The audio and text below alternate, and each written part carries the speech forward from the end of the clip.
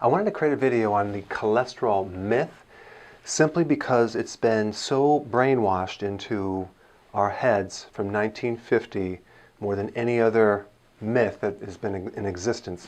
Ansel Keys in 1950, a researcher, did this huge study to correlate all these countries. He wanted to study different countries in relationship to how many of them had heart disease and what they ate, if they ate more fat. So he studied a half a dozen countries, and this is what he came up with. In a thumbnail sketch, he found that we have heart attacks here, and we have fat consumption here. And he found that these countries, the more fat that they consumed, the more heart attacks that they got. So then he was kind of like the father of the lipid heart attack theory, and he was on Time magazine, and from there on out it kind of went south, and it's just been brainwashed into our minds. But here's a couple little things. He basically kind of altered the information just a little bit. Here's two simple facts that he manipulated. The study wasn't done with a half a dozen countries. It was done with 22 countries. And he left out the countries who ate a lot of fat and had low heart disease. Okay? So these countries, Norway and Holland, he left those out. Okay? And there was other ones as well. And then he also left out the countries who ate low fat that had high amounts of heart attacks, like Chile.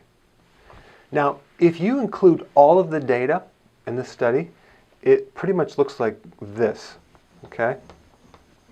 It doesn't give you any data. It doesn't show any statistical significance of people that eat saturated fat actually have increased cholesterol, or people that have increased cholesterol showed any increase in heart disease. In fact, you want to know how many studies in the world that were done that actually showed a relationship between these? 0. None of them came out the way they wanted it. So what they do with any other researcher would do is basically manipulate the data and make it align to what their theory is, so they can, obviously get more grants. But the point is that there is no study that shows this relationship here, and it's basically the greatest scam of the century. So let's go into a little bit more about what HDL is and LDL. You've heard HDL being good cholesterol and LDL being bad cholesterol. Well, it's not even cholesterol. What does it stand for? High density lipoproteins. Low density lipoproteins. Those are proteins. They're not even cholesterol. They're envelopes that carry cholesterol through the body. So the HDL, so-called good cholesterol, carries the old cholesterol to the liver to be recycled. Okay, now, why does our body recycle cholesterol? If it's so bad, why does it recycle? Well, the fact is it's not bad, and we need cholesterol. Our bodies make 2,000 milligrams of cholesterol every single day. Near every single cell in your body makes cholesterol. An egg would be 300 milligrams of cholesterol.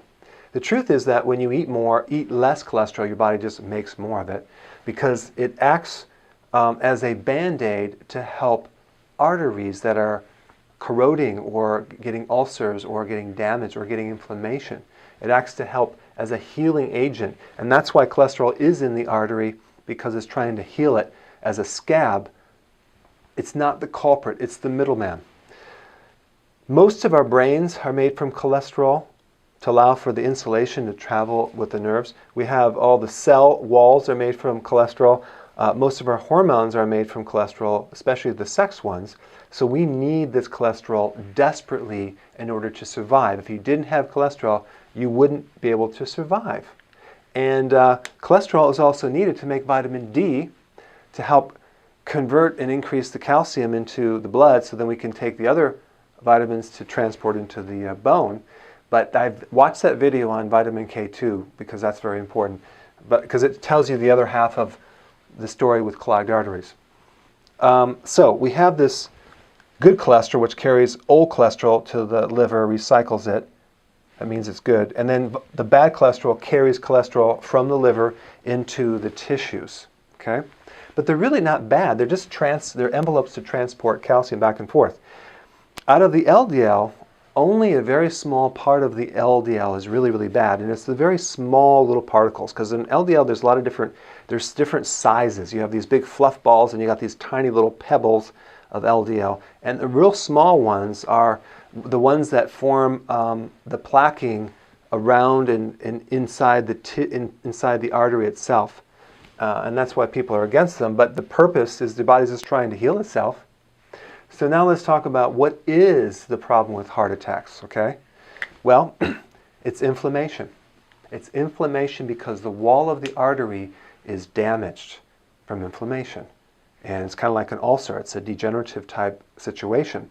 And that's why the cholesterol and the calcium comes in to help heal it, and then that's the clogging factor. So what causes inflammation? Sugar, okay? Sugar is the big culprit. Sugar is very inflammatory, and the amount of sugar that we eat not only will spike cholesterol and triglycerides, because the body's trying to heal the damaged arteries, but it will clog up your arteries more than anything. And that includes the whole grains that the doctors are telling you it's okay, or the government, whatever. So it comes down to sugar. So the problem is not the fat, it's the sugar, okay? So that's interesting. The other thing that causes inflammation is having an adrenal problem as well, because your adrenal gland secretes cortisol, and cortisol is a natural anti-inflammatory, but when you lose that effect, you end up with inflammation in the body. But in a thumbnail sketch, you don't have to be afraid of cholesterol anymore. You can go ahead and consume cholesterol. I've been eating 4 eggs every single day for the last 20 years. My cholesterol is about 160, 170, 160, which is totally normal. And lastly, I want to tell you something. How do you increase the good cholesterol? To increase good cholesterol, you have to consume egg yolks, butter, and cheese. That's right. Egg yolks, butter, and cheese, especially from grass-fed cows, will increase the good cholesterol. Okay, what increases bad cholesterol? Sugar and junk food. Okay? So, I hope that helped a little bit unbrainwash you with this cholesterol myth, and I want to leave you with this one more thing. IQ, or having a high IQ, does not equal sanity. Just because someone is so-called educated doesn't mean they're sane. All right? I'll see you in the next video.